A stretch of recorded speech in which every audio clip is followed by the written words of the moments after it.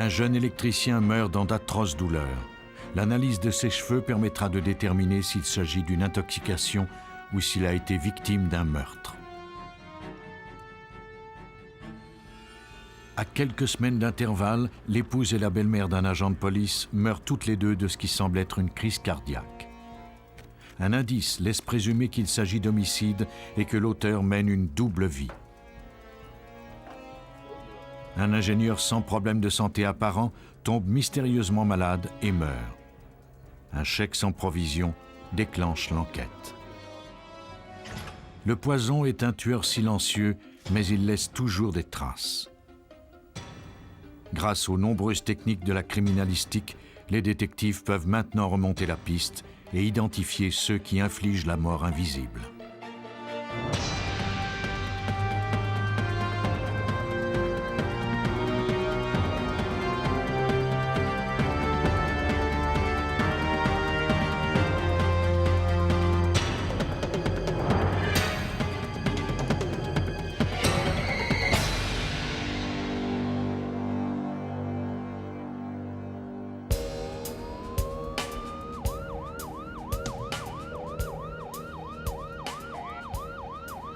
À Wilkes-Barre, en Pennsylvanie, dans la soirée du 7 septembre 1991, on envoya une ambulance à la résidence de Robert et Joan Curley. Joan déclara aux ambulanciers que son mari semblait éprouver beaucoup de douleur. Les ambulanciers étaient incapables d'identifier la cause de son mal, mais ils constatèrent que ses signes vitaux étaient dangereusement faibles. Ils conduisirent immédiatement l'électricien de 32 ans à l'hôpital.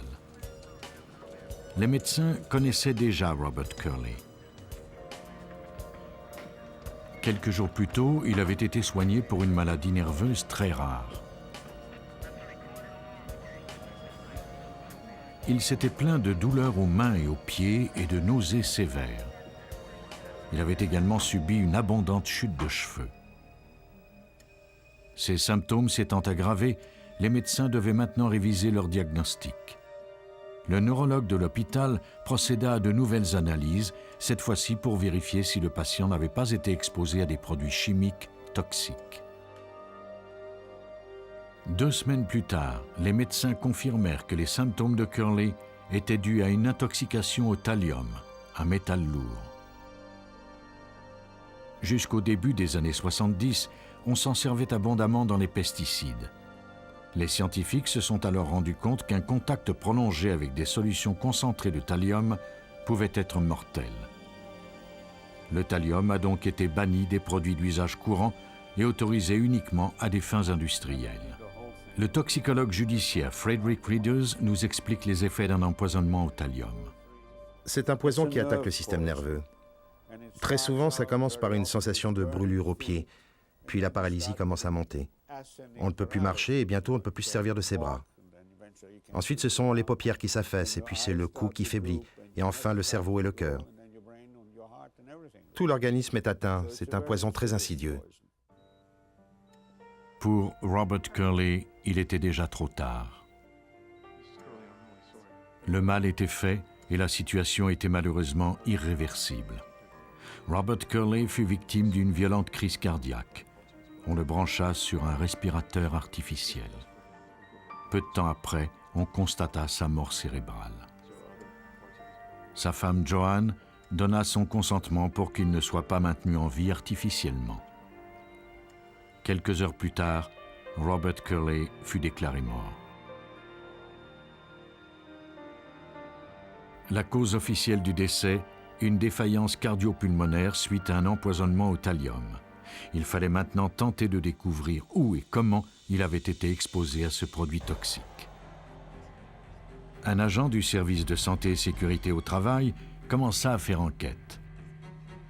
Selon Joan Curley, Robert travaillait sur un important projet de rénovation au campus de l'université de la région avant sa mort. Peu de temps après son arrivée, Curley avait dit à des collègues de travail qu'il pensait avoir attrapé la grippe. Mais dès la fin de la première semaine, il pouvait à peine marcher. Ses pieds lui semblaient aussi lourds que du plomb. Il transpirait abondamment et avait le visage rouge. Il s'apprêtait à passer le mois suivant à faire la navette entre l'hôpital et la maison.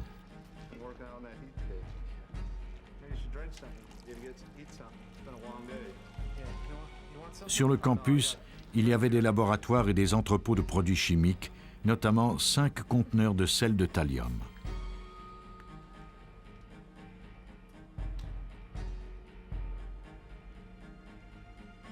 L'agent du service de santé et sécurité au travail commença l'examen minutieux du laboratoire.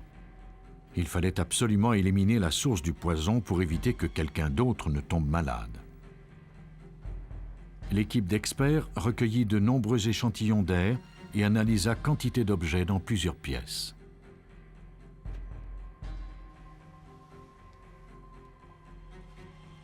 L'examen des conteneurs ne révéla aucun signe de bris quelconque ou de fuite.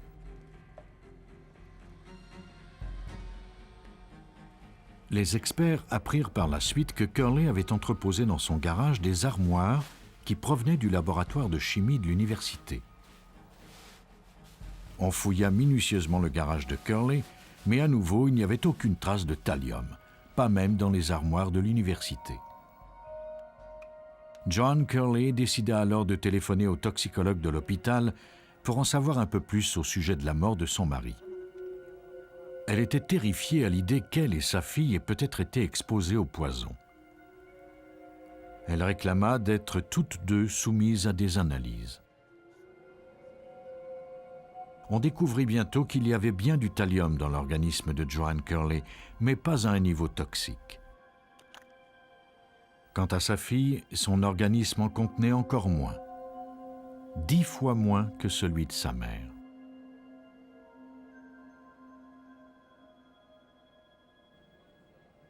En comparaison, celui de Robert Curley contenait 900 fois la dose toxique.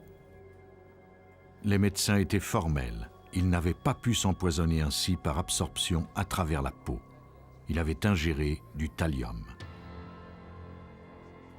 L'hôpital transmit les résultats des analyses à la police. Robert Curley ne s'était pas suicidé et l'empoisonnement n'était pas accidentel. Il avait été assassiné. Mais qui avait pu en vouloir à sa vie? Pour le découvrir, il faudrait reconstituer les moindres détails de ses derniers jours.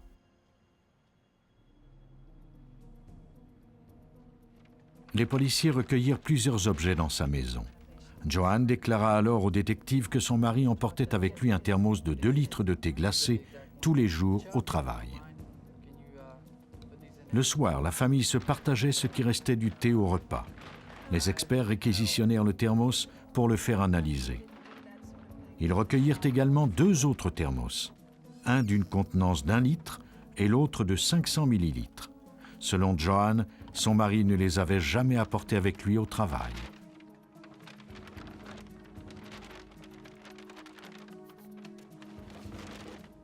On procéda à l'analyse de tous ces objets.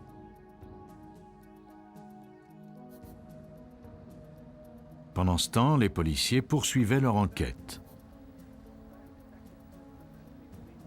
Ils interrogèrent des collègues de Robert. Environ 150 ouvriers travaillaient aux rénovations du campus. Comme tous ces hommes se trouvaient à l'endroit même où Robert était tombé malade, ils devaient tous être considérés comme des suspects. Il fallait tenter de trouver le mobile qui avait pu pousser quelqu'un à commettre ce meurtre. Toutes ces personnes semblaient bien apprécier l'électricien.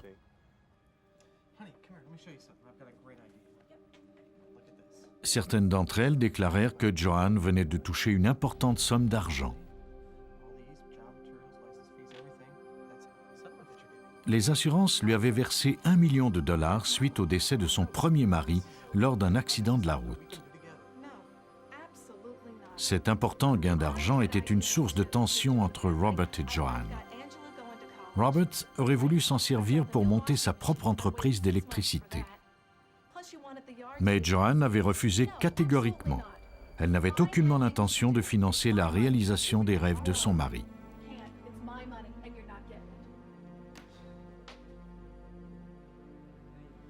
Quelques recherches permirent aux détectives de découvrir que Joanne devait également toucher la somme de 300 000 $ advenant le décès de Robert à titre de seul bénéficiaire de ses assurances. C'était suffisant pour mettre illico Joan sur la liste des suspects. Mais comme sa fille elle-même semblait également avoir été empoisonnée, il était plutôt invraisemblable qu'elle ait commis ce meurtre. Au laboratoire, les experts analysèrent près de 100 objets recueillis dans la résidence des Curley. Seuls 2 d'entre eux contenaient du thallium. Il s'agissait du thermos de 2 litres que Robert emmenait au travail et celui de 500 millilitres qui, selon les déclarations de Joan, n'avait jamais quitté la maison. Cette découverte était très importante. Si le thermos de 500 millilitres de Robert avait été exposé au thallium, cela signifiait que le poison ne provenait pas de l'université. Il semblait donc que les policiers aient cherché leur suspect au mauvais endroit depuis le début. On laissa filtrer les résultats des analyses afin que la presse locale les publie.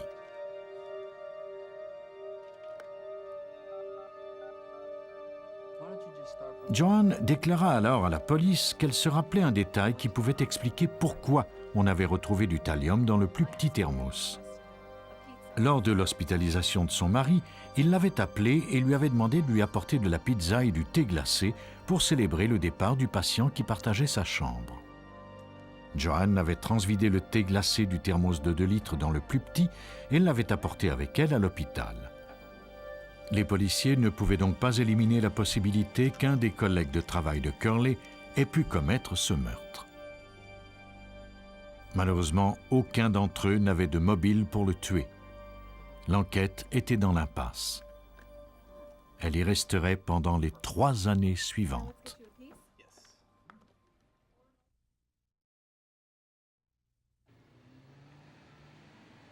Trois ans après la mort par empoisonnement de Robert Curley, l'enquête fut confiée à la police de l'État de Pennsylvanie.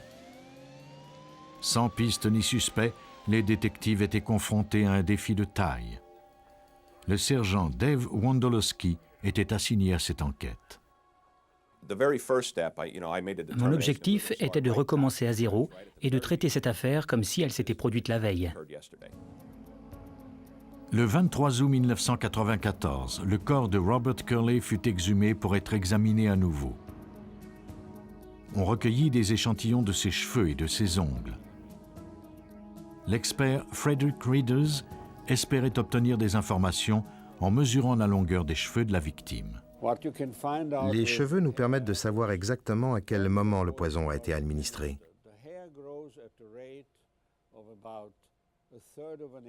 Les cheveux poussent au rythme de 8 mm par mois. En examinant leurs racines, on peut donc voir ce qui s'est produit quelques jours plus tôt.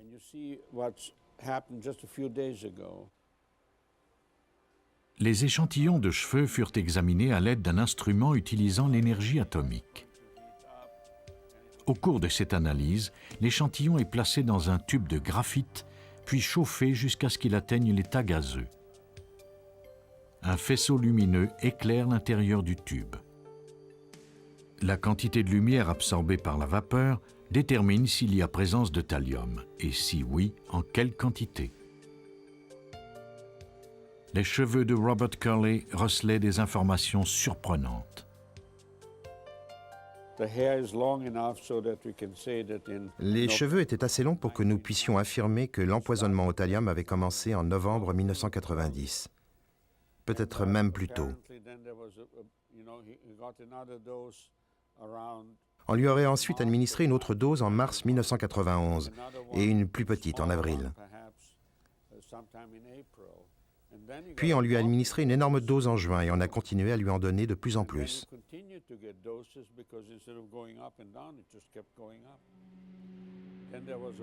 Il y a eu une pause et nous avons ensuite découvert qu'il avait ingéré des doses massives de thallium juste avant sa mort. La seule personne qui disposait d'un mobile et qui était en contact permanent avec la victime était Joan Curley. Les enquêteurs examinèrent à nouveau sa déposition. Le détail le plus intéressant était celui où elle avait déclaré avoir apporté de la pizza et du thé glacé dans le thermos de 500 ml à l'occasion du départ d'un patient. Cela s'était produit seulement quelques jours avant la mort de la victime. Les détectives rencontrèrent le patient qui partageait la chambre de Robert, Richard Bonin. Ce dernier avait une version des faits fort différente de celle qu'avait donnée Joanne quelques années plus tôt. Selon Bonin, ni lui ni Robert Curley n'avaient demandé à Joanne de leur apporter à manger ou à boire. Il n'avait pas non plus célébré son départ puisqu'il ne devait quitter l'hôpital que quelques jours plus tard. Toujours selon Bonin, ce soir-là, l'état de Curley s'était aggravé. Il hurlait de douleur.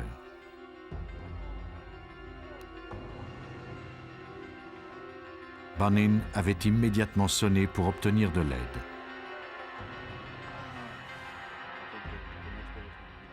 Il se rappelait clairement que Joanne avait servi du thé glacé provenant d'un thermos de 2 litres. Les policiers croient que Joanne a administré la dernière dose de poison à son mari pendant que les médecins tentaient de lui sauver la vie. Le 12 décembre 1996, Joanne Curley fut arrêtée et accusée de meurtre au premier degré.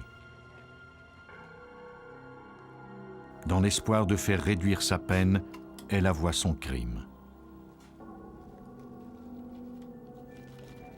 Quelques mois après son mariage avec Robert, elle avait compris qu'elle avait commis une erreur. Elle avait d'abord envisagé de demander le divorce, mais la perspective de toucher la police d'assurance vie de Robert l'avait emportée. Elle avait découvert un vieux pot de mort au rat dans le sous-sol et décidé de s'en servir. Ainsi, elle pourrait se débarrasser de son mari et toucher les 300 000 $.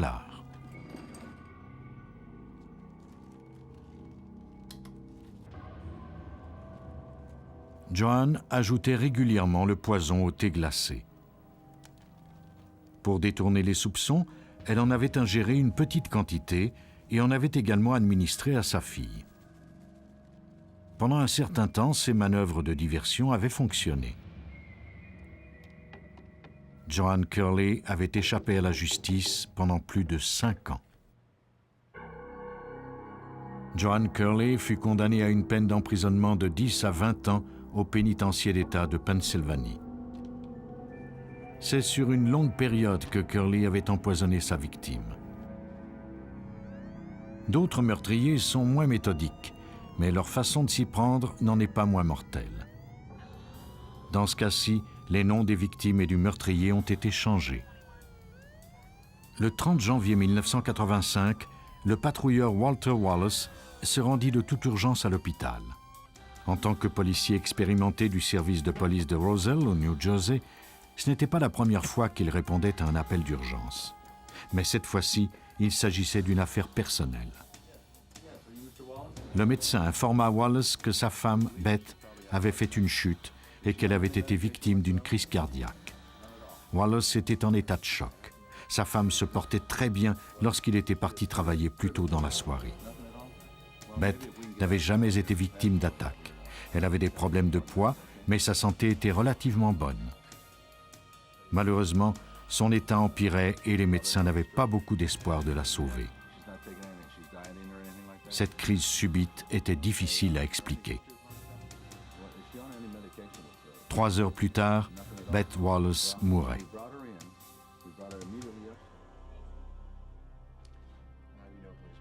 Beth et Walter étaient mariés depuis 24 ans et avaient eu 3 enfants. La mère de Beth, Rose Parker, vivait chez eux au moment du drame. À cause de la mort soudaine et inexplicable de Beth, son médecin demanda qu'une autopsie soit pratiquée. On détermina que la mort avait été causée par un arrêt cardiaque. 1 mois plus tard, le sort s'attaqua à nouveau à la famille Wallace. Rose Parker fut victime d'une crise cardiaque à son tour. Les ambulanciers tentaient désespérément de stabiliser son état et de la transporter au plus vite à l'hôpital, mais il était trop tard. Peu après son arrivée, elle mourut.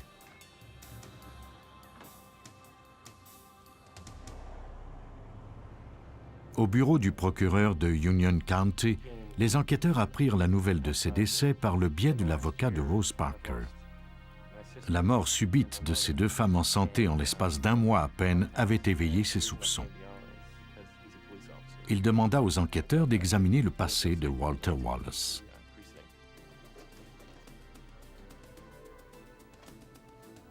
Le chef de police, Edward Johnson, demanda au service de police de Roselle qu'on lui envoie le dossier personnel de Walter Wallace.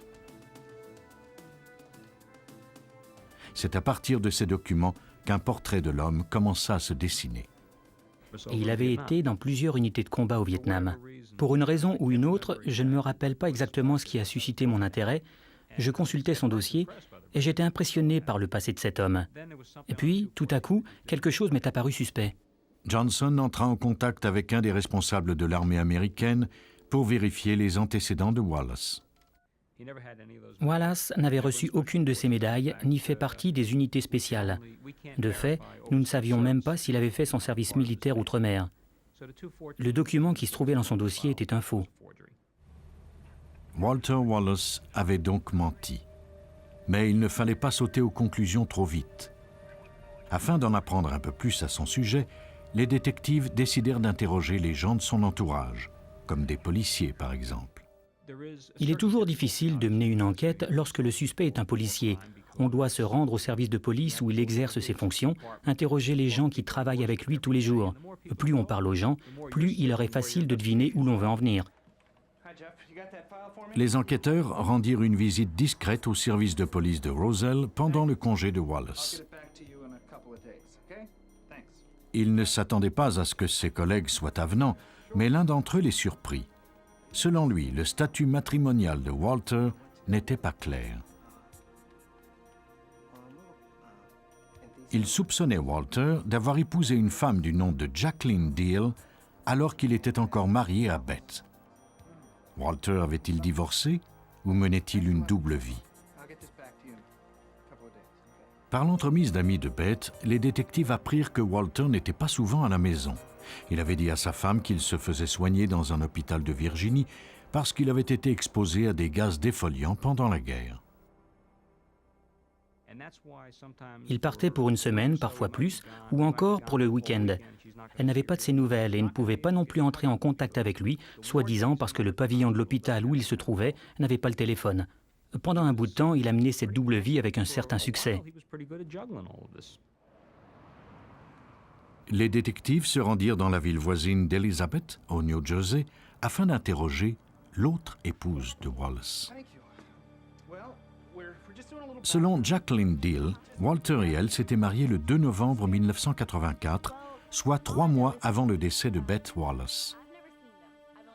Elle déclara que Walter avait divorcé de sa femme l'été précédent. Il lui avait apporté les papiers de divorce une fois l'affaire réglée et ils avaient célébré l'occasion. Ces papiers se trouvaient parmi les documents fournis par l'avocat de Rose Parker. Le document présentait de nombreuses irrégularités.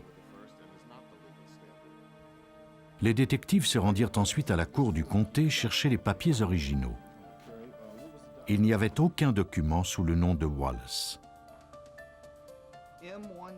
Lorsqu'ils vérifièrent le numéro du cas, ils constatèrent qu'il s'agissait du numéro de divorce d'un autre couple. Le document indiquait clairement Martin contre Martin et non Wallace contre Wallace.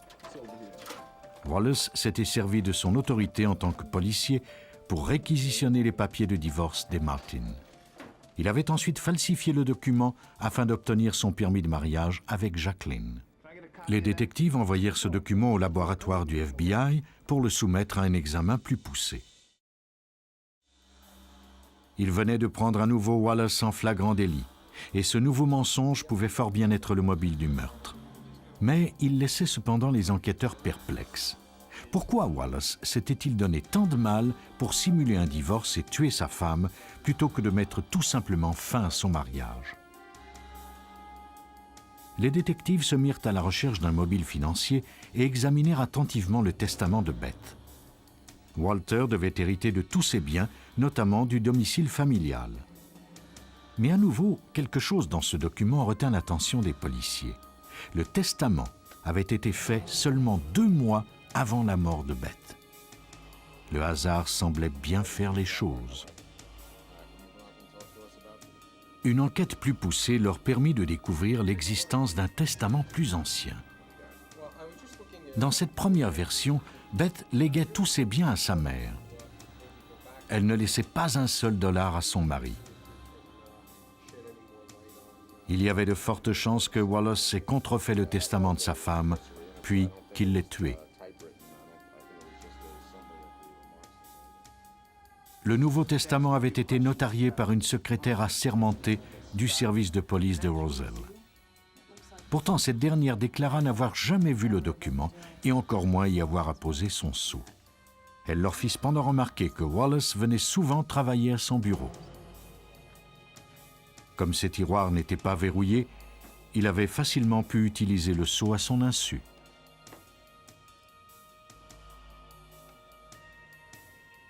Les détectives avaient accumulé des preuves indirectes contre Wallace, mais cette série de documents falsifiés ne prouvait pas qu'il y avait eu homicide.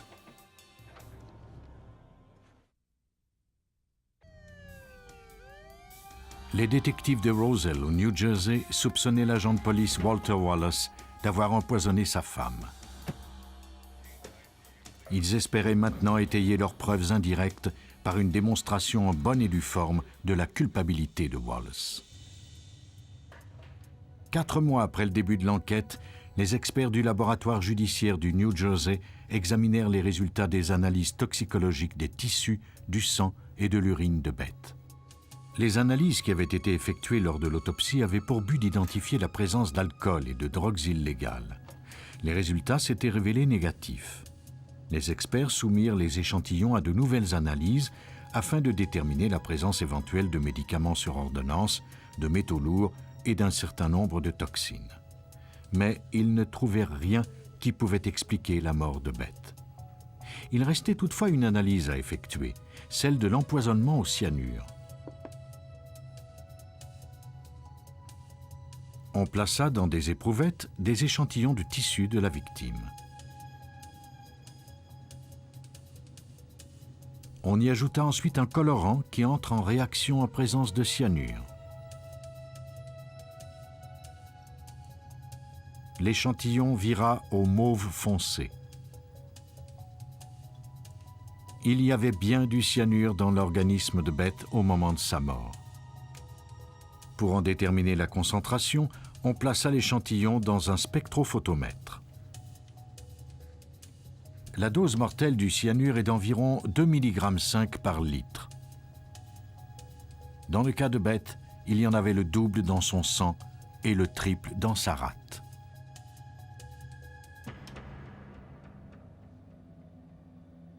Il fallait maintenant tenter de démontrer qu'il y avait un lien entre le poison et le suspect, Walter Wallace. Les détectives, affectés au service des homicides, se sont mis au travail et ont frappé aux portes des usines de Roselle.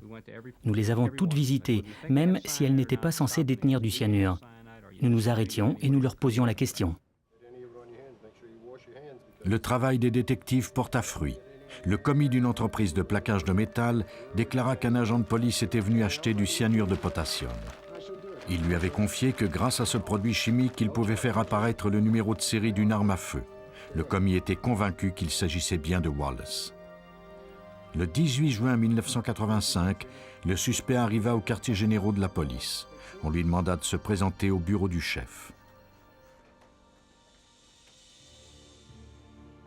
Il fut mis en état d'arrestation et escorté jusqu'à la prison. On émit un mandat de perquisition de sa résidence.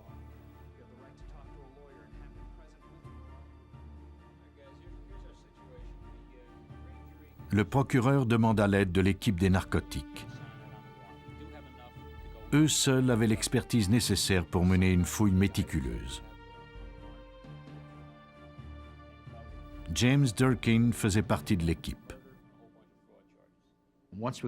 Une fois à l'intérieur de la maison, nous avons compris pourquoi on nous avait demandé. La maison était dans un fouillis incroyable. Ce jour-là, une équipe fouillait le grenier, une autre la cave, et nous devions nous rencontrer à mi-chemin. Les experts y recueillirent près de 100 objets. Le suspect avait dissimulé une machine à écrire derrière le canapé. Des documents juridiques, dont le certificat de divorce original des Martin, se trouvaient dans un tiroir. À l'étage, l'escouade des narcotiques ouvrit la trappe qui menait au grenier. Des échantillons d'écriture ainsi qu'une page de signature contrefaite furent recueillis. Après seulement 15 minutes de recherche, un des membres de l'équipe découvrit un indice crucial. Une bouteille vide. Sur l'étiquette se trouvait l'inscription manuscrite « Cyanure de potassium ».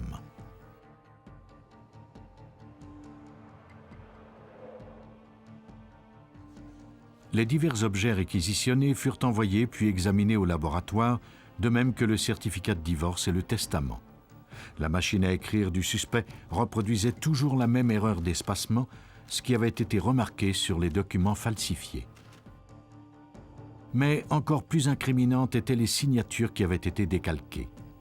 De plus, la bouteille recueillie dans le grenier de Wallace avait bel et bien contenu du cyanure.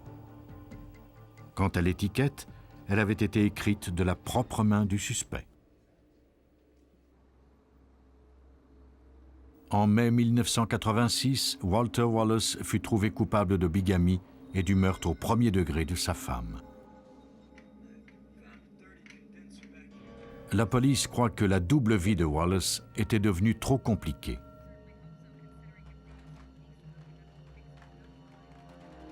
Plutôt que de demander le divorce, il avait choisi de tuer son épouse. Mais sa tentative de financer sa nouvelle vie à même les ressources de Beth avait causé sa perte. Wallace fut condamné à une peine d'emprisonnement minimale de 30 ans. Il ne fut jamais accusé du meurtre de sa belle-mère, Rose Parker, faute de preuves. La vie secrète de ce policier avait été le mobile de son crime. Pour d'autres meurtriers, le mobile est bien plus simple. Dans cette affaire, les noms des victimes et du meurtrier ont également été changés. Le 17 juillet 1991, Dana Jacobs fut réveillée par son mari, en proie à d'atroces douleurs. Il semblait victime d'un empoisonnement alimentaire. Il se plaignait de violentes douleurs à l'estomac, avait la nausée et la diarrhée. Le lendemain, lorsqu'elle constata que son état ne s'était pas amélioré, elle décida de l'emmener à l'urgence de l'hôpital. Elle demanda au voisin, John Balliet, de s'occuper de leurs enfants. Ce dernier était inquiet. Larry avait été hospitalisé à plusieurs reprises depuis quelques semaines en raison de troubles gastro-intestinaux. Il fut admis de nouveau à l'hôpital Humana Suburban à Louisville, au Kentucky. Les médecins lui administrèrent un soluté pour l'empêcher de se déshydrater. Il y avait lieu de s'inquiéter. Même s'il semblait avoir les symptômes habituels d'un empoisonnement alimentaire, il ne réagissait pas bien au traitement administré.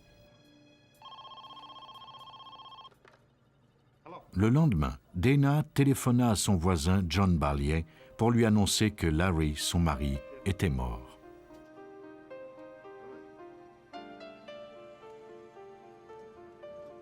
Elle lui demanda de ne rien dire aux enfants avant son retour.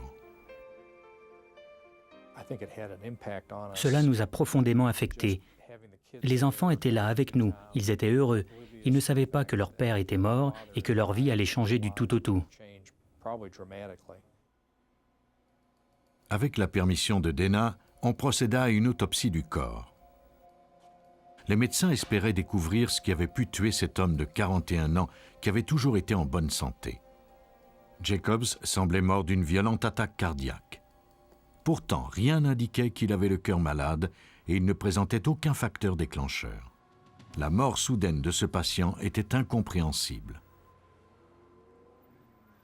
Le lundi matin, John Balliet raconta les tristes événements du week-end à ses collègues du bureau du procureur du Kentucky.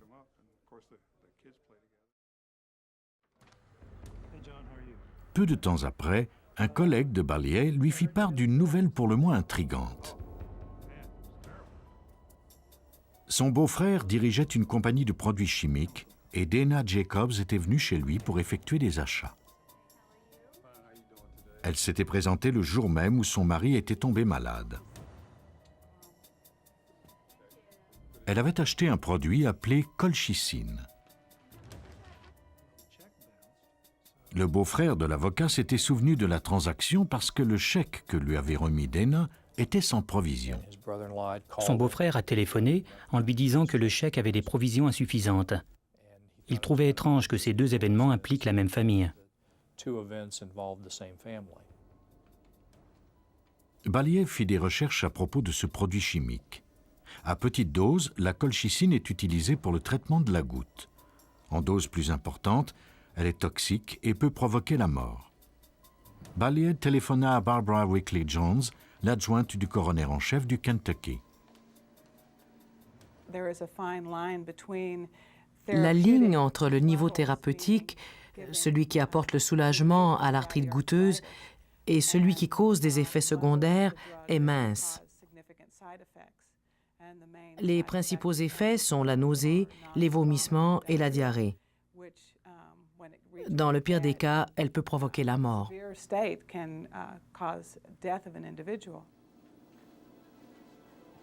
Les analyses d'usage pratiquées lors de l'autopsie ne pouvaient pas révéler la présence d'une substance aussi spécifique que la colchicine. Barbara Wickley Jones préleva des échantillons de sang et de tissu de la victime afin de procéder à de nouvelles analyses. Elle n'était pas convaincue d'obtenir des résultats positifs. Si Jacobs avait absorbé de la colchicine, son système sanguin avait très bien pu l'éliminer avant sa mort.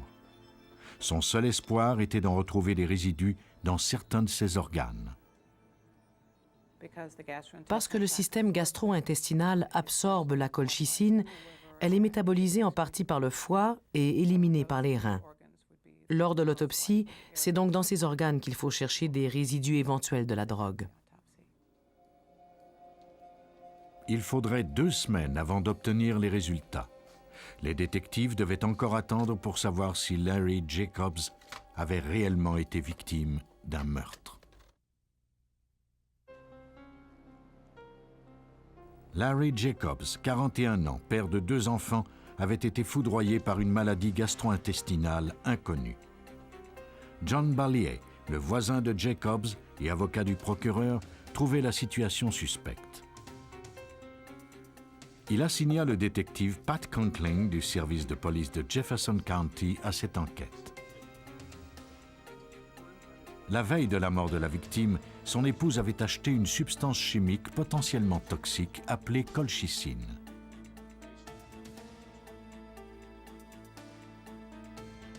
La première étape de l'enquête consistait à rencontrer les responsables du bureau du coroner de l'État. Les résultats de l'analyse toxicologique des tissus de Larry Jacobs étaient enfin arrivés. Son organisme contenait 160 nanogrammes par millilitre de colchicine. Une quantité largement suffisante pour le tuer.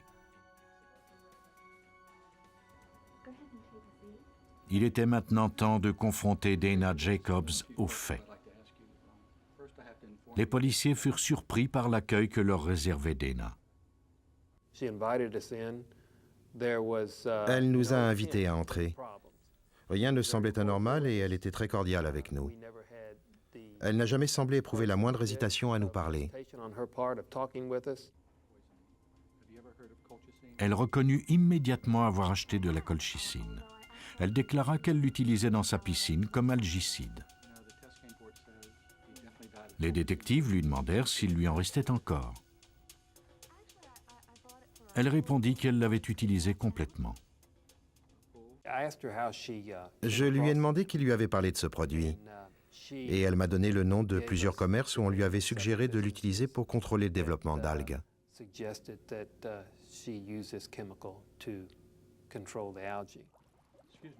Les détectives téléphonèrent aux 3 commerces mentionnés par Dana Jacobs. Personne ne se souvenait avoir dit que la colchicine pouvait servir d'algicide. En fait, la plupart des employés ne savaient même pas de quoi il s'agissait. Les enquêteurs étaient dans l'impasse. Ils savaient ce qui avait causé la mort de Larry Jacobs, mais ils ignoraient pourquoi. Il fallait espérer que le passé du couple fournirait quelques indices. Ils rendirent visite à la sœur de Larry. Cette dernière déclara à la police que le couple éprouvait de graves difficultés financières à cause du train de vie excessif de Dana. Des membres de la famille leur avaient prêté plusieurs milliers de dollars, mais n'avaient jamais été remboursés. Larry avait d'ailleurs récemment confié à sa sœur avoir tenté de prendre des mesures pour contrôler les dépenses de Dana, mais sans succès. Toutes leurs cartes de crédit avaient atteint leur maximum. Un des collègues de Larry se rappelait même lui avoir prêté de l'argent au cours d'un voyage d'affaires afin qu'il puisse payer ses repas et sa chambre d'hôtel. L'ingénieur lui avait avoué qu'il n'avait pas d'argent comptant ni de crédit.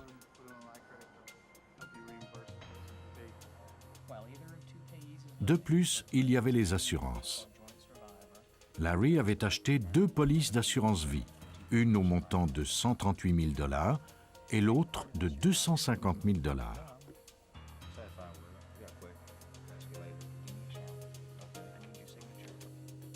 Les détectives fouillèrent les antécédents de Dana Jacobs.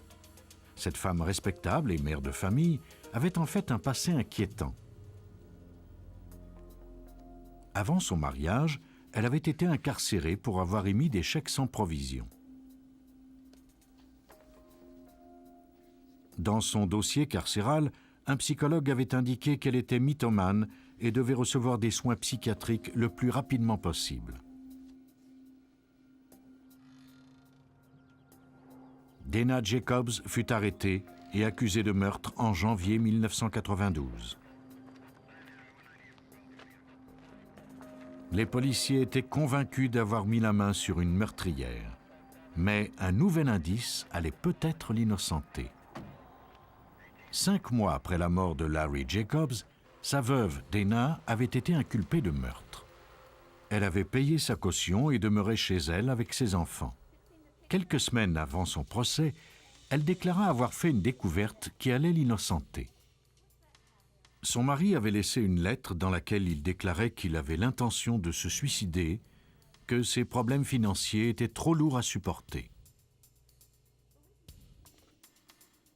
Les détectives étaient sceptiques, mais la note semblait bien avoir été rédigée de la main de Jacobs. De plus, il était connu que Larry était en proie à des accès de dépression à cause de son manque d'argent. De par sa formation d'ingénieur chimique, il connaissait vraisemblablement la colchicine et pouvait s'en être servi pour mettre fin à ses jours. La lettre fut envoyée à Steven Slater, spécialiste en analyse de documents.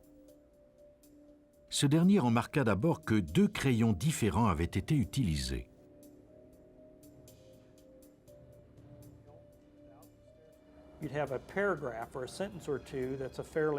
Dans un paragraphe, le trait d'une phrase ou 2 était plus mince, puis le trait était plus large pour quelques mots, et ainsi de suite.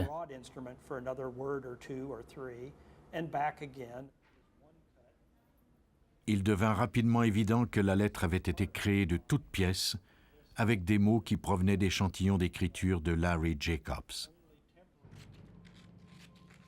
Pendant les 5 mois qui avaient suivi le décès de son mari, Dana Jacobs avait dépensé près de 200 000 $, soit la moitié de la somme qu'elle avait touchée de l'assurance.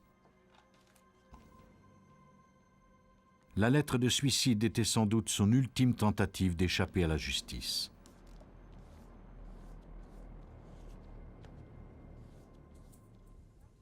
Une autre information incriminante provenait de la fille de John Balliet, le voisin de l'accusé.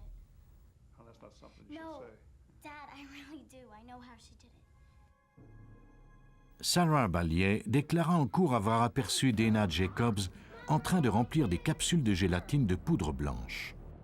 Dana lui avait confié qu'elle faisait des vitamines pour les mettre dans les aliments de son mari. Elle lui avait également dit que c'était la seule façon de lui en faire prendre. C'est ainsi, selon la police, que Dana Jacobs réussit à empoisonner son mari, qui ne se doutait évidemment de rien. Le 23 novembre 1992, elle fut jugée coupable de meurtre au premier degré et condamnée à 28 ans de prison.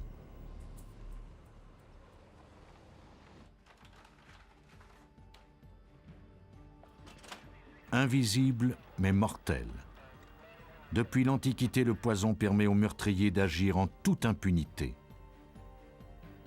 Heureusement, la science met de nouveaux outils à la disposition des détectives.